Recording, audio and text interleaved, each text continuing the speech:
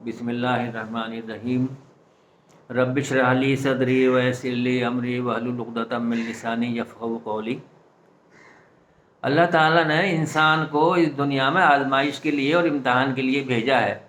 کہ کون ہے جو میری فرما برداری میں زندگی گزارے گا اور کون ہے جو اپنی من مرضی سے زندگی گزارے گا۔ پھر اس کو اسی طرح سے جب وہ اللہ تعالیٰ کے یہاں پہنچے گا تو اس کو اس کا بدلہ دیا جائے گا آخرت میں۔ تو یہ امتحان اور آزمائش جو ہے وہ سب کی ہوتی ہے،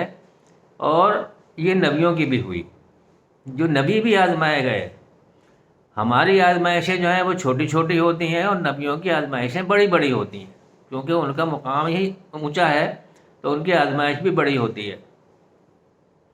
اگر آزمائش کا اور امتحان کا اور توکل کا اور صبر کا ہم ذکر کریں تو پھر ابراہیم علیہ السلام کا تذکرہ جو ہے، ان کی جو سیرت ہے، اس کا ذکر کیے بغیر ان سب چیزوں کی مثال پوری نہیں ہو سکتی۔ ابراہیم علیہ السلام کا جو امتحان تھا، جو ان کی آزمائش تھی، بہت ہی زبردست، بہت ہی ایسی جو کسی کی نہیں ہوئی، ایک طرح سے یہ کہنا چاہیے۔ اور پھر اس میں وہ کامیاب ہوئے، وہ پاس ہو گئے اور اللہ تعالیٰ کے بڑے محبوب وہ بندے بنے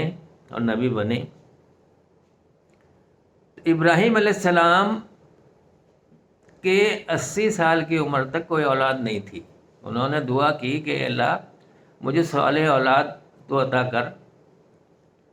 تو اللہ تعالیٰ نے ان کی یہ دعا سن لی اور اسماعیل علیہ السلام کی شکل میں ان کو ایک بیٹا دیا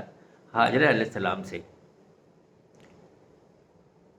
اب ان کا امتحان جو ہے یہیں سے شروع ہوا کہ جب ان کے بیٹا اللہ نے ان کو دیا تو ان کو حکم ہوا کہ اس کو اور ہاجرہ علیہ السلام کو حجاز کی وادی میں چھوڑ کر آؤ۔ تو انہوں نے بغیر کسی حیل حجت، بغیر کسی تردد کے فوراً اللہ تعالیٰ کے حکم کی جو تعمیل کی اور ان کو حجاز کی وادی میں ان کو چھوڑنے چلے گئے۔ وہاں سے جب وہ واپس ہونے لگے تو حاجرہ علیہ السلام کو ایسا لگا کہ یہ ہمیں چھوڑ کے جا رہے ہیں، تو انہوں نے معلوم کیا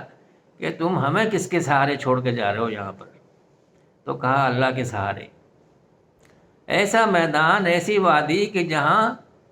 کوئی پیڑ، کوئی جو درخت ہونا بہت بڑی بات ہے، نہ وہاں پہ ہریالی کسی بھی قسم کی، چھوٹی چھوٹی جو ہے وہ گھاس پھوس کوئی چیز نہیں، نہ پانی، نہ کچھ کھانے کی چیز، نہ کوئی درخت، نہ کوئی پھل کا ایسا جس پہ گزارا ہو سکے، صرف کچھ جو ہے وہ کھجوریں تھیں اور ایک مشکیزہ پانی جو وہ چھوڑ کر چلے آئے تھے۔ یہ تھا توکل اللہ پہ کہ تو ہے پالنے والا، تو اور تیرا حکم تھا تو میں نے یہ ان کو چھوڑ دیا۔ وہ کہانی، وہ قصہ تو سب نے سنا کہ وہ حضرت ہاجرہ نے اسماعیل علیہ السلام کو زمین پہ لٹا دیا تھا اور کس طرح سے دوڑ دوڑ کے وہ صفا اور مروہ پہ وہ دیکھتی تھیں کہ کوئی قافلہ گزرنے والا ہے اگر ہو تو اس سے کچھ مدد حاصل کی جائے۔ تو اللہ تعالیٰ نے ان کے پیروں کے مارنے سے ایک چشمے وہاں پہ ابلا اور اس سے پانی، جس کو وہاں پہ زمزم کہتے ہیں، تو نکلا۔ ایک امتحان یہ آیا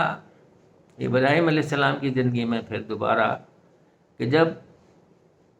اسماعیل علیہ السلام جو 13 سال کے ہو گئے تقریباً، تو ابراہیم علیہ السلام نے یہ خواب دیکھا اور 3 دن مسلسل دیکھا کہ میں اسماعیل کو جو ہے کہ میں ذبح کر رہا ہوں۔ نبی کا خواب جو ہے وہ بھی حکم کے برابر ہوتا ہے کہ یہ بھی اللہ کا حکم، خواب کے ذریعے بھی اللہ تعالیٰ نبیوں کو حکم دیتا ہے۔ اور تو انہوں نے کہا، ان کو بلایا اسماعیل علیہ السلام کو اور یہ کہا کہ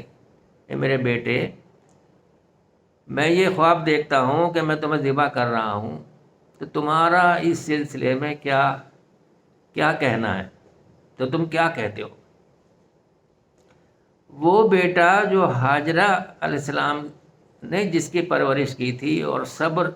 اور توکل جس میں کوٹ کوٹ کر بھرا ہوا تھا اور ایسے ماحول میں اس کی پرورش ہوئی تھی، اس کے الفاظ بھی بس سننے کے لائق ہیں اور ہمارے لیے وہ مشعل راہ بن سکتے ہیں اگر ہم غور کریں۔ تو فرمایا کہ آپ کو جو حکم ہوا ہے وہ کر گزریے، انشاءاللہ آپ مجھے صابر بندوں میں سے پائیں گے۔ بہت بڑی بات، ایک اتنے چھوٹے بچے کے لیے بہت بڑی بات ہے کہ آپ کو جو حکم ہوا ہے اس کو کر گزریے، آپ مجھے صابر بندوں میں سے پائیں گے۔ تو یہ صبر کا امتحان ابراہیم علیہ السلام کا بھی اور اسماعیل علیہ السلام کا بھی ہم غور کریں کہ کس کا امتحان جو زیادہ ہے، اور دونوں اس امتحان میں ان کے سامنے یہ آ گیا۔ ابراہیم علیہ السلام کو اس کو مختصر کرتے ہوئے کہ ان کو لٹایا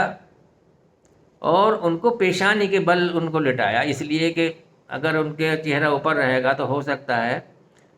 کہ کچھ ان کو دیکھ کے جو محبت آئے گی تو کہیں میرے ہاتھ نہ کانپیں اور میں کہیں امتحان میں فیل نہ ہو جاؤں۔ ان کو لٹا دیا۔ اگر تصور کریں ہم اس واقعے کی ایک نظر سے، یہ دیکھیں کہ کیا منظر وہ ہوگا کہ بیٹا جو لیٹا ہوا ہے جو نیچے، اور باپ کے ہاتھ میں چھری ہے اور وہ اس کو چلانے کو تیار ہے، اور پھر اس نے چلا بھی دی۔ اللہ تعالیٰ نے کہا کہ اے ابراہیم بس بس بس، اب تم بس کرو، تم نے تو خواب کو سچ ہی کر دکھایا۔ یعنی اللہ تعالیٰ کو بس کرنی پڑی کہ جس کا امتحان تھا وہ تو امتحان میں ایسا، وہ تو فیل نہیں ہوا امتحان میں، لیکن جو امتحان لینے والا تھا اس نے کہا بس بس کرو ابراہیم بس کرو، تم نے تو خواب کو ہی سچ کر دکھایا۔ تو یہ تھا وہ آزمائش اور امتحان، اور کہا اللہ تعالیٰ نے کہ یقیناً یہ بہت بڑی آزمائش تھی جس میں تم جو ہے پورے اتر گئے۔ یہ ہوتی ہے آزمائش اور امتحان، اور جب اس میں انسان اللہ کے حکم کے مطابق اس کو پورا کرتا ہے اور پوری کرنے کی کوشش کرتا ہے تو پھر اللہ تعالیٰ کے ہاں بھی اس کے رتبے اور اس کا جو مرتبہ ہے اور جو مقام ہے وہ بہت اعلیٰ ہوتا ہے۔ تو ابراہیم علیہ السلام کا مقام بھی بہت اعلیٰ مقام ہے، اور انہوں نے بہت اس طرح کے امتحان ان کی زندگی میں مستقل رہے، اور وہ ہمارے نبی کے بھی دادا پردادا اور اس کے آگے والی نسل میں، اسی نسل سے ہمارے رسول بھی تھے صلی اللہ علیہ وسلم، اور ان کو یہ مقام اللہ نے دیا، اور اسی لیے کہ ان کی آزمائش جب ہوئی تو انہوں نے صبر اور توکل اور بہت ہی